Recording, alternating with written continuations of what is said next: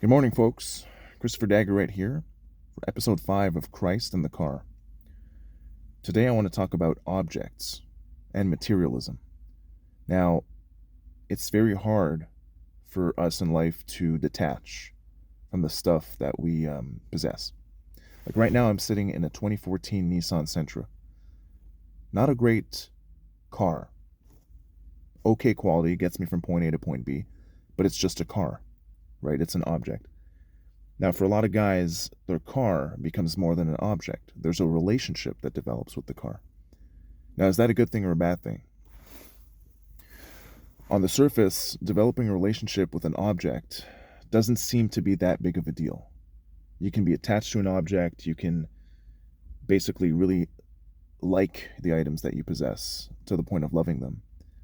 But at a certain point, there's a toxicity that needs to be highlighted when it comes to developing a relationship with said item. Some people have a lot of jewelry, a lot of clothing, a lot of shoes, a lot of bottles of wine. Whatever object you can imagine can be a source of relationship, and people can be attracted to different things. The best example is when you walk into a mall.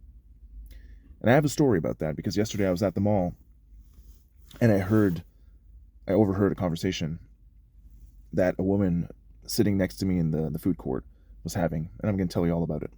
So essentially, when you develop a relationship or a connection with certain items, there's a sentimental value that becomes fostered, and therefore a level of emotionality that your heart may feel, and it will be outwardly expressed when you attach yourself or detach yourself from that object.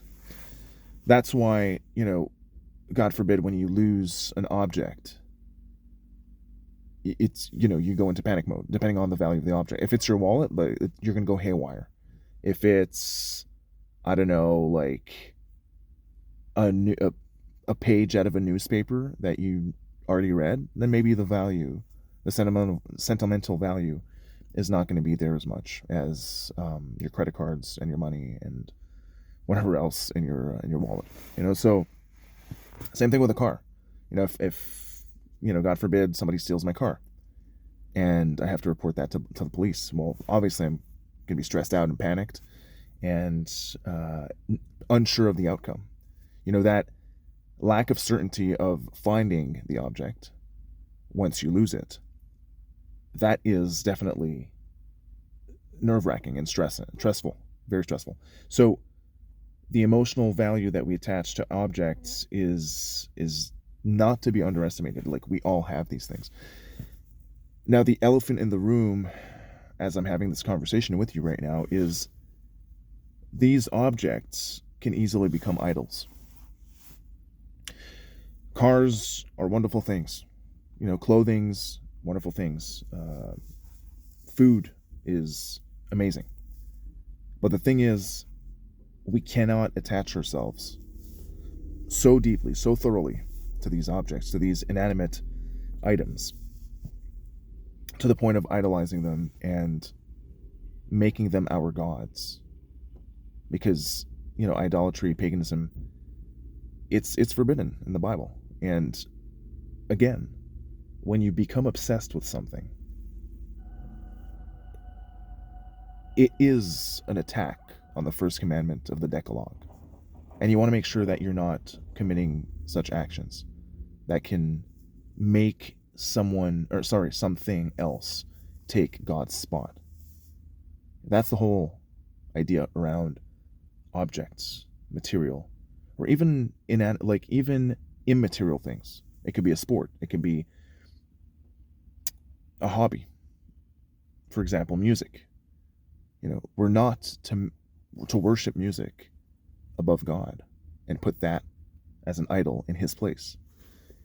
So the story goes, yesterday I was at the mall and I was waiting for a certain job to get done at a t-shirt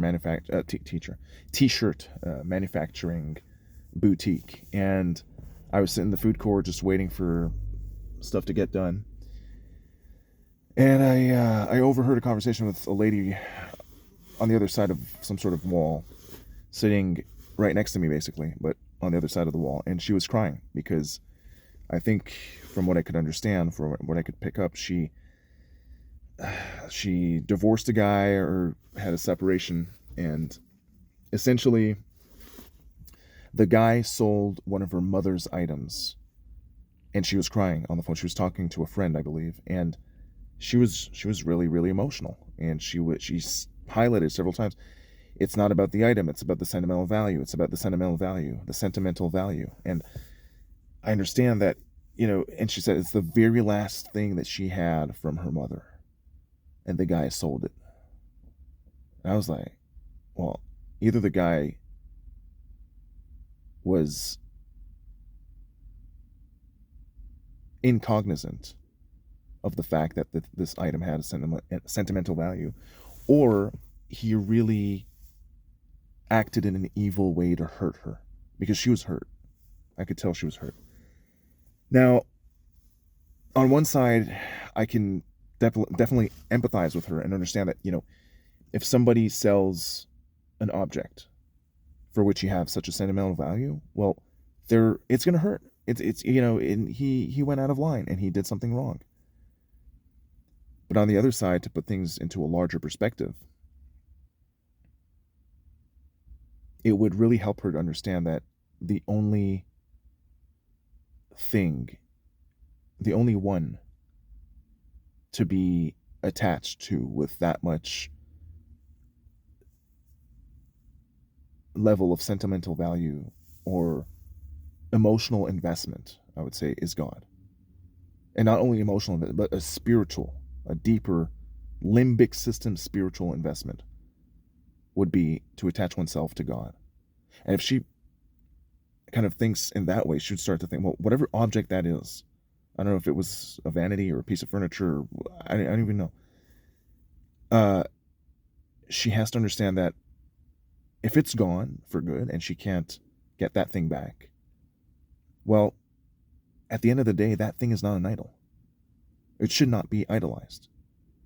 The only thing we should attach ourselves the most emotionally is not someone or something, regardless of who that someone is or that something is. And I know it's easier said than done, but we must attach ourselves way more to God, to Christ, to our relationship with Him, than any object of whatever sentimental value we might have. Regardless of the emotional value, the sentimental value that's attached to that object, we must attach ourselves sentimentally, mostly to God, and then afterwards to whatever else. That's all I had to say for today. Materialism is inevitable. We are material. We are body and soul, intertwined into one, to be a being. We have a body. The body is an object, but a dead body is an inanimate object at the end of the day. A car is an object. Bottles of wine are objects. Anything you can purchase and get a hold on and grasp with your five senses, that's an object, but it's not to be worshipped. It's not to be idolized, and it shouldn't have as much of a sentimental value as it should, even though it's still going to be there. But it's our job to try to put things into perspective, regulate our emotions relative to those objects, and fully understand that the maximal sentimental value should be invested in God, not in material. God bless you all, and stay holy.